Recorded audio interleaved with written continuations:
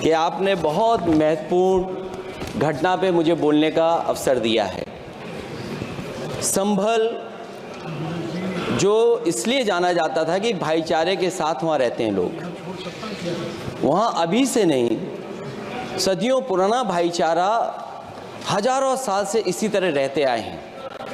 लेकिन अचानक ये जो घटना हुई है, ये सोची समझी रणनीति के तहत वेल प्लान्ड हुआ है और वहाँ के भाईचारे को गोली मारने का काम हुआ है। जो घटना हुई है वो सोची समझी साजिश है।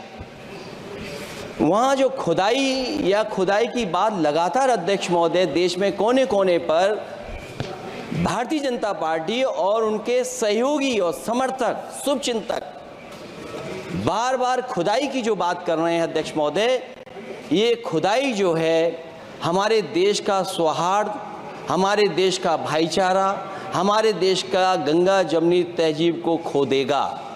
मैं आपका धन्यवाद इसलिए भी देता हूं कि इस महत्वपूर्ण जो साजिश हुई, और वो साजिश सोची समझी इसलिए मैं बोल रहा हूं।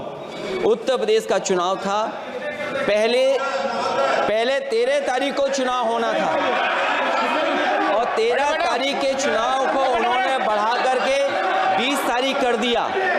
और इस जो घटना है मैं आपके सामने पढ़ना चाहता हूं।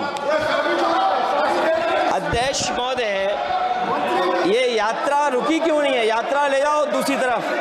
अध्यक्ष महोदय, संभल की शाही जामा मस्जिद के खिलाफ 19/11/2024 को सिविल जज सीनियर डिवीजन छंदौसी संभल में एक याचिका डाली गई। कोर्ट ने दूसरे पक्ष को, अध्यक्ष महोदय सुनिए, ये सुनना चाहिए, हम यूं ही नहीं कहते थे। तो संक्षिप्त में बोले। अध्यक्ष महोदय, हम यूं ही नहीं कहते थे कि संविधान ये मानती नहीं सरकार, हम यूं ही नहीं कहते थे कि संविधान नहीं मानती।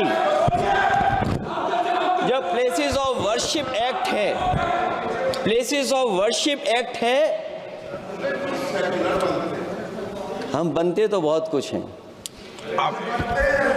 संभल के शाही जामा मस्जिद के खिलाफ 19/11/2024 को सिविल जज सीनियर डिवीजन चंदौसी संभल में एक याचिका डाली गई। कोर्ट ने दूसरे पक्ष को सुने बगैर उसी दिन 19/11/2024 को सर्वे के आदेश दे दिए।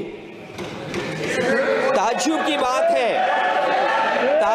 बात है, संभल के जिलाधिकारी संभल और पुलिस अधीक्षक संभल आदेश को पढ़े बगैर 2 घंटे के बाद सर्वे के लिए